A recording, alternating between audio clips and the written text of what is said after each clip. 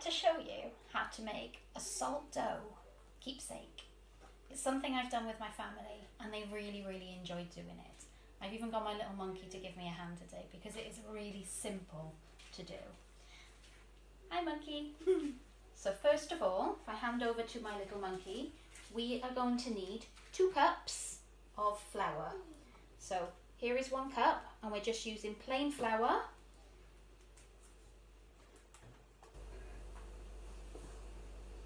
So keep going, keep going, fill it all the way up, that's it. So now we have, it hasn't got to be exact, we have got a little bit of extra in the bowl, but that's okay.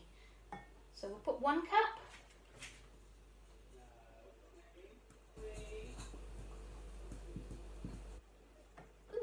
2 cups of plain flour. Now we need 1 cup of salt. So with this one, I'm going to take the lid off for you.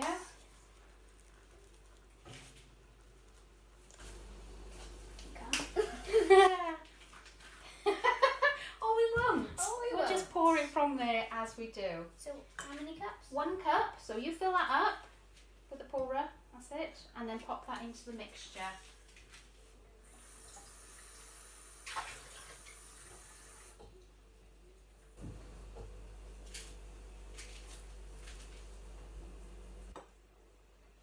While Faith is filling that up, I've just got ½ a cup of warm water. In a few minutes time, we're going to mix this all together and knead it onto the work surface. As you're kneading it, it's really important to do this for a good couple of minutes so that you can build the elasticity in the dough. And the more that you knead it, the smoother the consistency of the salt dough when you're using it. Is that enough? Yeah, that's lovely. Good girl. Drop that in, please. That's a lot of salt. Now we add our water to the mixture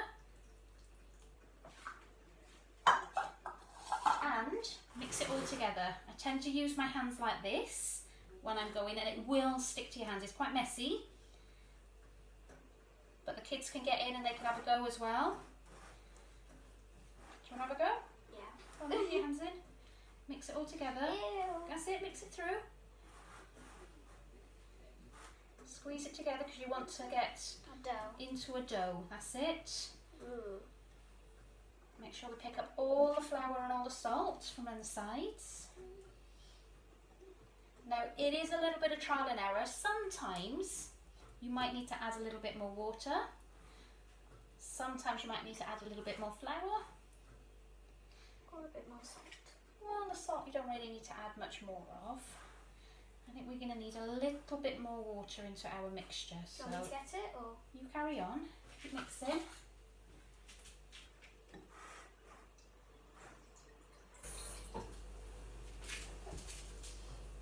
Crumbly now. I wouldn't have Here that. we go. We want to mix it together Ew. into a dough that we can actually move about and Yeah. use. So here we go. That's it, we're getting there. Very messy. As you can see, it's sticking nicely now to Faith's hands. Yeah.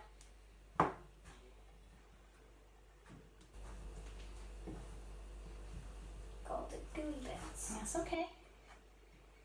So far I've added a cup of water and it's still not coming together brilliantly. No, because all the water's in my hands. Come on then, move your hands out because I'm going to turn this out now onto my work surface. Oh gosh. So messy. So there we go with our dough on the work surface now. Put that aside and I want to bring it together into one piece. If you're finding it's getting a bit crumbly, add a little bit more water. If you could get me some more water, Faith, I may need a bit more water, please. Okay.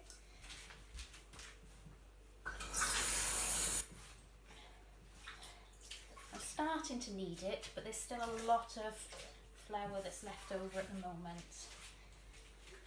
Water? There we go. If you add just a small amount into the middle, that's it. Now I'm going to add more flour to that water to try and blend it together. That's all going on the floor. There we go.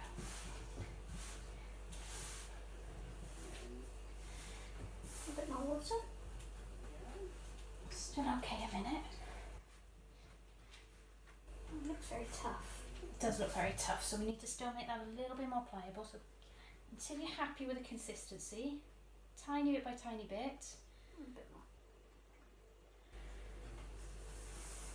to add it into your mixture.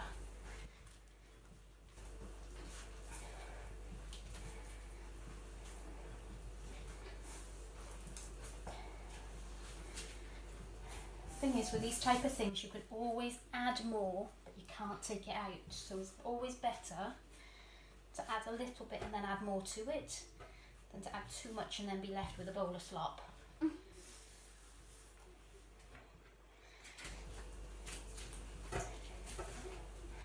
Still need a little bit more, please.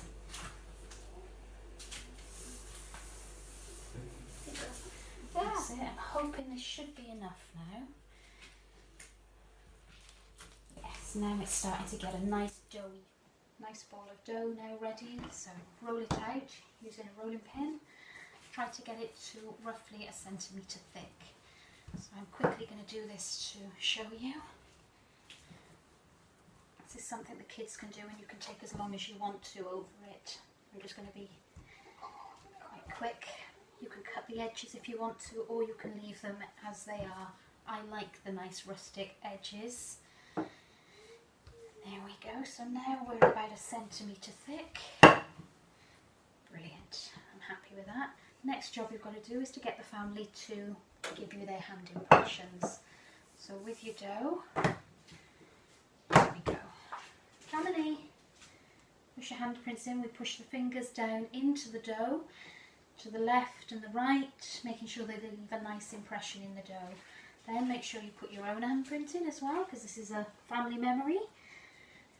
There we go. Once you've pressed your hands into the dough and you've left a nice impression, we can lift it up. Here we go. As you can see, I'm now going to place this onto baking paper on a baking tray, and I'm going to put it into the oven on the lowest heat possible and leave it for an hour. So there it is. Check on it and make sure that it's not rising and also that it's not burning. You can leave it to air dry, and it will take a lot longer to leave it to air dry, but it can work just the same. When it comes out the oven, this is what it will look like. As you can see, it's a little bit cooked on the edges, but that's okay. It is hot. Make sure you've got a grown-up to help. Leave it dry. Then I left mine after it was oven baked for about 24 hours before I started painting. But there we go. I've got my handprints of my family members, and I even indented the date into the top before I painted it and baked it. So I hope you have as much fun making yours as I did. Take care, everybody. Bye.